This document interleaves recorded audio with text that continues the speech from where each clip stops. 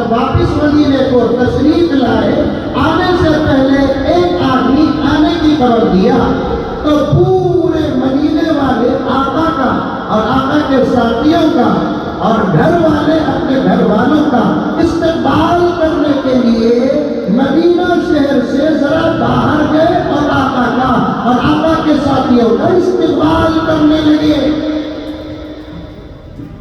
اس میں ایک بوڑھی بھی تھی جس کا بیٹا نبی کے ساتھ جنگ کو گیا تھا۔ آقا سامنے تھے، جیسے ہی آقا تشریف لائے بوڑھی نے سلام عرض کی، آقا سے خیریت پوچھا،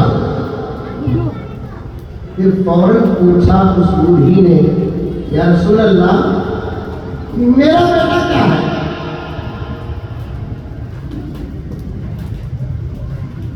آقا نے سوچا کہ اگر میں اسے خبر دے دوں کہ تیرا بیٹا شہید ہو گیا تو شاید برداشت کر نہیں پائے گی، اور داخلے کے وقت ہی اس کا ایسا سوال ہے جس کا ایسا جواب دینا اچھا نہیں لگتا، تو آقا نے صرف یہ کہا کہ پیچھے والوں سے پوچھ۔ آقا نظر گئے، پیچھے جو صحابی پر نظر پڑی اس کو اس بوڑھی نے پوچھا، سلام کر کے میرا لال کہا۔ اس صحابی نے دیکھا، آقا نے پیچھے کی طرف اشارہ دیا، مجھے بھی پیچھے کی طرف اشارہ دینا ہے۔ اس صحابی نے کہا پیچھے والے سے پوچھو۔ ایسے ہی سلسلہ چلتے چلتے چلتے ابو بکر صدیق تک پہنچ گیا۔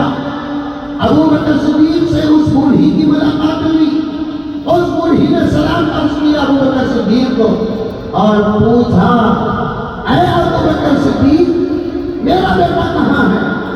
ابو بکر صدیق نے غور کیا، سامنے والے نے میری طرف اشارہ کیا، ہو سکتا ہے کہ ان کے سامنے والوں نے ان کی طرف اشارہ کیا، ہو سکتا ہے کہ ان کے سامنے والوں نے ان کی طرف اشارہ کیا، ہو سکتا ہے کہ سب سے پہلے آقا نے یہ کہا ہوگا۔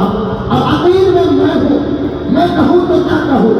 آقا نے جب بتایا نہیں کہ اس کی شہادت ہوئی، آقا کے بعد والوں نے نہیں کہا کہ اس کی شہادت ہوئی، اس کے بعد والوں نے نہیں کہا کہ شہادت ہوئی، میں کیوں کہوں کہ شہادت ہوئی؟ حضرت ابو بکر کے زبان سے یہ جملہ نکل گیا، اما تیرا لال آ رہا ہے۔ حقیقت میں اس کا لال شہید ہو گیا، خود آقا نے اپنے ہاتھوں سے دفن کیا، آقا نے کفن پہنایا، آقا نے جنازے کی نماز پڑھائی۔ ابو بکر کے زبان سے جملہ نکل گیا، وہ پیارا تیرا آ رہا ہے، تیرا لال آ رہا ہے۔ چند قدم حضرت ابو بکر آگے نہیں بڑھتے، بوڑھی انتظار کرتے دیکھتے کیا ہے، قسم اللہ کی اس کا لال آ رہا ہے، اس کا لال آ رہا ہے۔ پورے صحابہ مسجد نبوی چلے گئے، آقا کی ایک عادت تھی، سفر شروع کرتے تو مسجد سے، سفر سے واپس آتے تو سیدھا مسجد کو آتے، اور اس کے بعد اپنے گھروں کو آقا بھی جاتے اور صحابہ بھی جاتے۔ اب پورے کے پورے جب مسجد نبوی کو چلے گئے تو وہ شہید شدہ بچہ بھی مسجد نبوی میں حاضری کرتا ہے، آقا کی نظر اس بچے پر پڑتی ہے، صحابہ کی نظر اس بچے پر پڑتی ہے۔ آقا بھی سوچتے رہ گئے، جس کو میں نے جنازے کی نماز پڑھائی، جس کو میں نے اپنے ہاتھوں سے دفن کیا، اب وہ میرے ساتھ مسجد نبوی میں ہے۔ آقا سوچ رہے تھے، پیغام خدا لے کر حضرت جبرائیل نازل ہو گئے، آقا کو سلام کیا، اللہ کا سلام سنایا اور فرمانے لگے حضرت جبرائیل، یا رسول اللہ پریشان ہونے کی ضرورت نہیں ہے، آپ نے کہا کہ پیچھے والے سے پوچھو، پیچھے والے نے کہا کہ پیچھے والے سے پوچھو، پیچھے والے نے کہا کہ پیچھے والے سے پوچھو، یہاں تک کہ سلسلہ ابو بکر تک چلا گیا۔ ابو بکر کے زبان سے نکل گیا کہ پیچھے آ رہا ہے، اگر نہ آتا تو ابو بکر جھوٹا ہو جاتا۔ اس کی زبان کی صداقت کے لیے اللہ نے اس شہید شدہ کو پھر سے زندہ کر دیا۔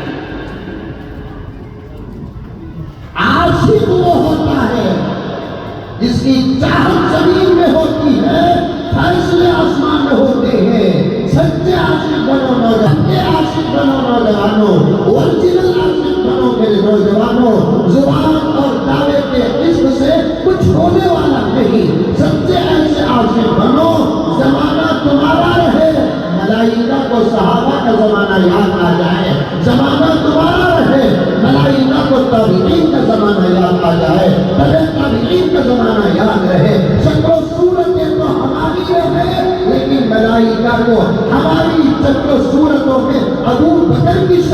نظر آئے، عمر کی شباہت نظر آئے، عثمان کی شباہت نظر آئے، اور ادھر بھی نظر چلے جاؤ میری ماں اور بہنوں، سچی عاشقات بنو، سچی عاشقات بنو۔ نبی کے جیسے مرد عاشقین بنتے ہیں ویسے تم بھی سچی عاشقات بنو، ایسے حیا میں رہو، ایسے شرم میں رہو، ایسے پردے میں رہو کہ تمہارے پردے کو دیکھ کر زمانے کو فاطمہ کی حیا یاد آ جائے، تمہاری حیا کو دیکھ کر زمانے کو عائشہ کی حیا یاد آ جائے، تمہارے خلقوں کو دیکھ کر زمانے کو حضرات صحابہ کے اور صحابیات کا پردہ یاد آ جائے۔ کہاں ہے مرد بھی عشق کے دعوے میں ناکام ہے، عورتیں بھی عشق کے دعوے میں ناکام ہیں۔ اسی لیے تو ساری دنیا میں ذلیل ہیں ہم۔ یہ پکی بات ہے، پکی بات۔